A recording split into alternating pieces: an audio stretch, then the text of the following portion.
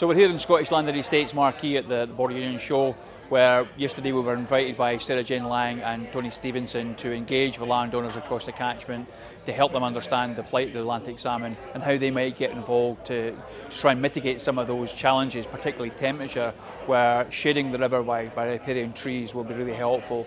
And we're working in partnership with the Tweed Forum, our catchment partners, and there's a wee update here from Luke Comins. Many of you here, and but for those who don't know us, Tweed Forum is about integrated land and water management, just following the philosophy really that if you look after the land, the river will be in a lot better nick. But we're very much a doing organisation. We work with landowners to get stuff done on the ground, whether it's peatland restoration, wetland restoration, woodland creation, better soil management, etc., etc. So what is the big issue? Well, we have centuries, millennia even, of habitat clearance have meant that a lot of our uplands are very bare, and particularly our streams have suffered to a great extent.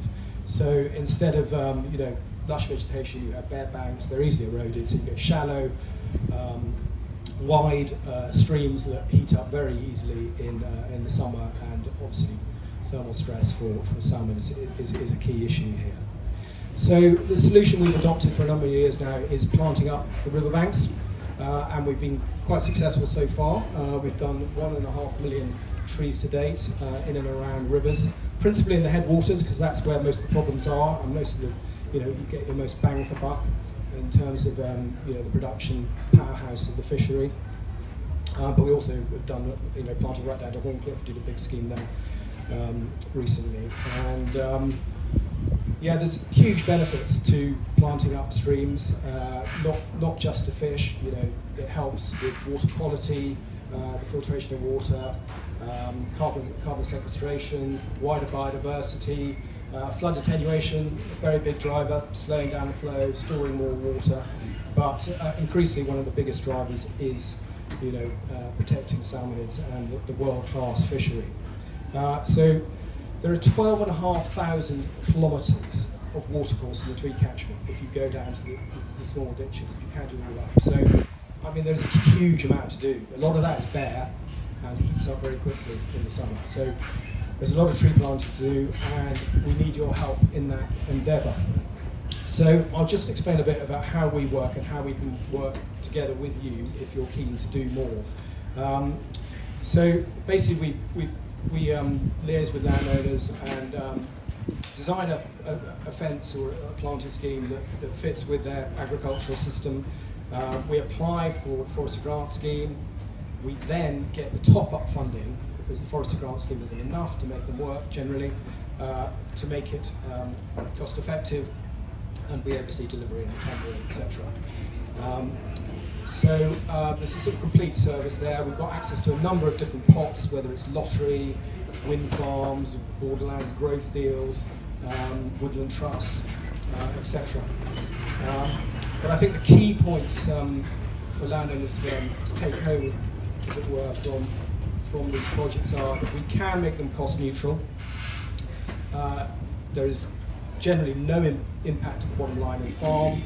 In fact, in many cases, it's made it more productive in terms of stock management and loss of sheep and liver fluke and things like that. So there are definite advantages, but it definitely works at bigger scale.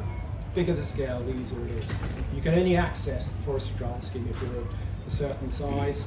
Therefore, if you think big, you can definitely get bigger money. And if you think really big, in terms of hundreds of hectares, there is some really quite big money to be made through the carbon, that evolving carbon scene and natural capital scene.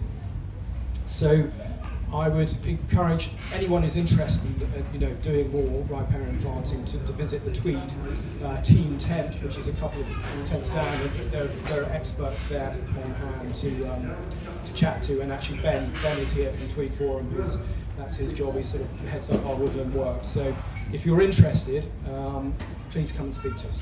Thank you very much. So huge thanks to Luke for that update and how farmers and landowners can get involved in some of those grant schemes that are available, where it might actually be cost neutral or beneficial to the farming unit to plant trees in the riparian corridors. Of course, it's all linked to temperature, and the work we're doing with the foundation is based around that. Those hot spots in the catchment, how we can identify them, how can we cool them. And Jonny Archer, one of our biologists with the foundation, has been some great work, and there's an update from Jonny here. So my name is Jonny Archer. I'm the temperature specialist at the Tweed Foundation. I'm here at the Body Union Show showcasing some of the work I've been involved with. And this is the water temperature logger work that we do on the Tweed. Now the reason why this is so important is because temperature affects the salmon in its life cycle positively and negatively all the way throughout. So at the egg stage, it can force a hatch success rate. If it's too warm, the hatch success rate drops. If it's cold, it will be a good hatch success rate. Obviously, the warmer the temperature, the faster the fish grow. So if it's too warm, they can grow too quickly and go out to sea as a smaller size. There's scientific evidence that suggests that smaller smolts survive less. So therefore, if they're going out too small, that will affect the size. And then these big salmon coming back, if they're sat in too warm of water, they can come under stress. So the stress of the salmon starts roughly about 18 degrees. So when you're angling for them, it's best to have proper handling techniques and keeping the salmon in the water. When you get to 23 degrees Celsius, they get stress at rest, which means if they're already weak through a disease, they can die at 23 degrees. When water temperature gets to 30 degrees, after an hour the salmon will die irregardless of everything else.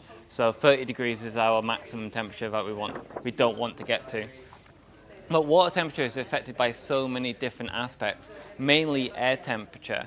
Now if we look at the Met Office graph for mean maximum temperature, you can see it's pretty stable until the last 30-40 years, where we've got this sharp increase in maximum temperatures happening at the moment, which is exactly what we don't want. So the best way to manipulate water temperatures that we have come up with as a nation is by planting trees in the riparian zones.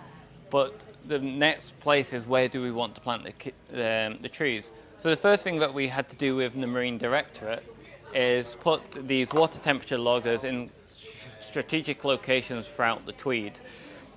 Now, because you can't have temperature loggers all over the Tweed, we use that information to extrapolate the water temperatures within other areas of the Tweed which don't have temperatures. So if I take you to this map here, it's a map which shows the predicted maximum temperatures that the Tweed can experience. So the yellow areas here in the Teviot and the Leet water experience temperatures of 24.2 or above. And then these blue areas are about 20 degrees, so quite cool on the Till there, quite cool on the Gala and on the Ettrick as well. But that's telling us about where the maximum is. But what's going to be affected by climate change the most? So if we had a degree increase in air temperature, the areas in red are going to see an increase of 0.51 to 0.56 degrees increase in air temperature. So if you look at this map as a whole, you'll see that it's the burns up at the top of the catchment which are going to feel the effects of climate change more heavily, while the main stem will also reach in increase in temperature by 0.36 to 0.43. So it's still raised, but it's not going to be at the same rate. But its temperature is far more nuanced. If you actually look at our thermal mapping here, you see that it can change rapidly within a very short space. So that's like a couple of meters each place there, where it can change degrees. So as I said earlier, planting trees is our primary option to reducing water temperature. So the next question is where do we want to plant the trees to be the most effective? Now if we look at this map over here, we have prioritised using the Scottish River Temperature Network that the Marine Directorate has made for us. You can see that the main stem of the Tweed is actually low priority. Now this is because planting a tree in the riparian zones in this area will have least effect of cooling the river, just because it's a bigger body of water, Now, as you move up the river, let's say you're going up the Leat here, you can start seeing medium priority, and this is where the river channel is smaller. And then when you get into the burns, you get into the more high priority areas. So the idea is to plant trees on the smaller burns and streams of the Tweed, is that it's easier to cool down a kettle of water than it is to cool down a bath of water. Therefore, planting trees on those small burns, even if it's a small tree, will be more effective than planting a tree at the bottom of the Tweed.